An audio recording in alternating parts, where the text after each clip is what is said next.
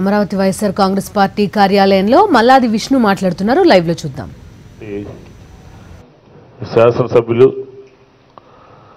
శాసనసభ్యులు అంటే విజయవాడ సెంట్రల్ నియోజకవర్గంలో ఉన్నటువంటి తెలుగుదేశం బోండా ఉమామహేశ్వరరావు లాంటి శాసనసభ్యులు ఈ రౌడీల్ని తలపిస్తూ 5 సంవత్సరాల పాలన సాగించారు.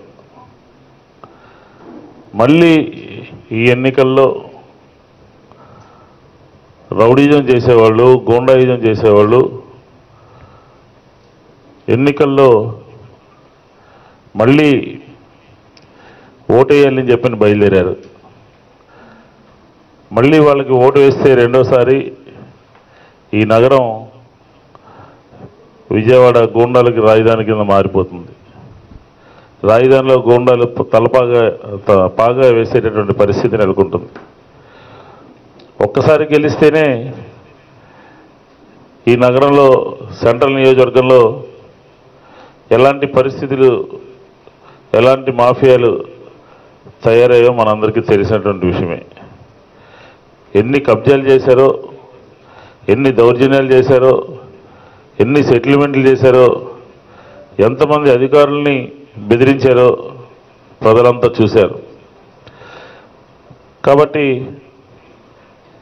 పట్టపగలే విజయవాడ నగరంలో ట్రాన్స్పోర్ట్ కమిషనర్ సీనియర్ ఐపీఎస్ అధికారి సుబ్రహ్మణ్యం గారి మీద ఆయన కార్యాలయానికి వెళ్ళి ఆయన్ను బెదిరించి ఆయన గన్మెన్ను కొట్టి ఇలాంటి దౌర్జన్యాలకి విజయవాడ కేంద్రంగా మార్చారు. మళ్ళీ గెలిస్తే, మళ్ళీ అధికారంలోకి వస్తే విజయవాడ నగరంలో సామాన్యులు, మధ్యతరగతి ప్రజలు బతికి బట్టకట్టేటటువంటి పరిస్థితి ఉండదు. ఎందుకంటే నిన్న 3 రోజుల క్రితం కూడా ఎస్ఆర్ఆర్ కాలేజీలో ఒక వైద్యుడిని నాకు వైఎస్ఆర్ కాంగ్రెస్ పార్టీకి నాకు ప్రచారం చేస్తూ ఉంటే ఒక బ్రాహ్మణ సామాజిక వర్గానికి సంబంధించినటువంటి వ్యక్తిని నానా దుర్భాషలాడి అందరి సమక్షంలో కించపరిచి, కులాన్ని కించపరిచి ఆయన మాట్లాడినటువంటి తీరు యావత్ ఆంధ్ర రాష్ట్రం ప్రజలందరికీ తెలిసినటువంటి విషయమే. ఇలాంటి దౌర్జన్యపూరితమైనటువంటి వాతావరణం విజయవాడ నగరంలోకి తెలుగుదేశం ఎమ్మెల్యేలు, తెలుగుదేశం బోండా ఉమామహేశ్వరరావు లాంటి వాళ్ళు తీసుకురావడం చాలా దురదృష్టకరం. అందుకనే ఇలాంటి సంఘ విద్రోహ శక్తులకి, మరీ ముఖ్యంగా చంద్రబాబు నాయుడు గారు అధికారంలోకి వచ్చిన తర్వాత 2014 బోండా ఉమామహేశ్వరరావు లాంటి వాళ్ళు ఎమ్మెల్యేలు అయిన తర్వాత నగరంలో ఇలాంటివి మరీ ఎక్కువైపోయినాయి. ఏదన్నా మాట్లాడితే ఈ మధ్య వ్యక్తిగతంగా మాట్లాడుతూ కల్తీ మద్యం అని చెప్పని నా మీద ఆయన చేసినటువంటి పనులు, అధికారంలో ఉన్నప్పుడు ప్రజలకు చేసినటువంటి పనులు ఏం చేశారు, ఏం చేయబోతున్నారో చెప్పకుండా నా మీద కల్తీ మద్యం అని చెప్పని బోండా ఉమామహేశ్వరరావు మాట్లాడుతున్నాడు. నేను ఈరోజు మీడియా ద్వారా బోండా ఉమామహేశ్వరరావుకి ఒక సవాల్ విసురుతా ఉన్నాను.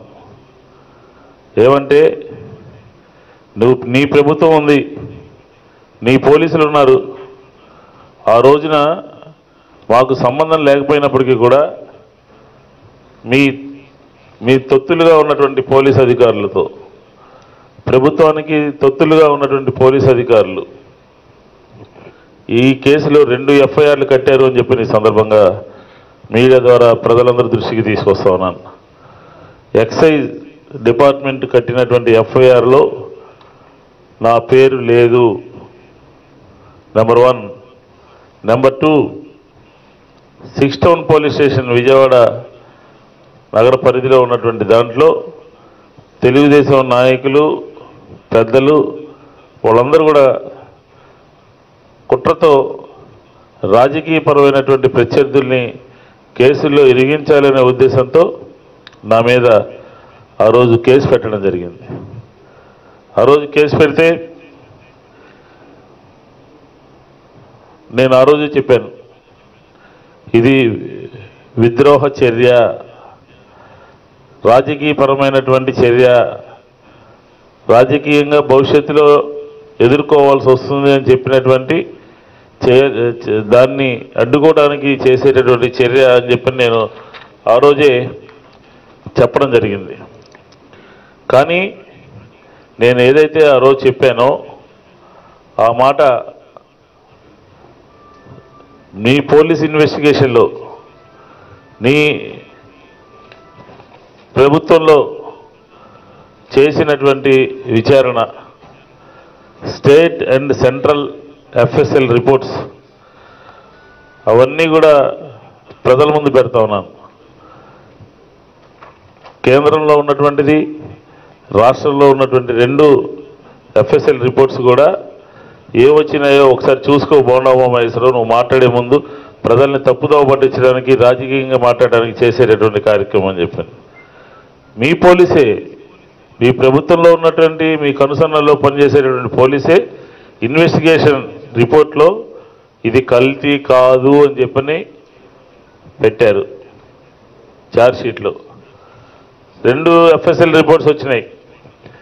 ఆనాడు నేను ఏదైతే విద్రోహ చర్య అని చెప్పానో దాన్ని ఆథరైజ్ చేస్తూ, దాన్ని సమర్థిస్తూ మీ పోలీసు యంత్రాంగం, మీరు వేసినటువంటి సిట్టు చెప్పినటువంటి మాట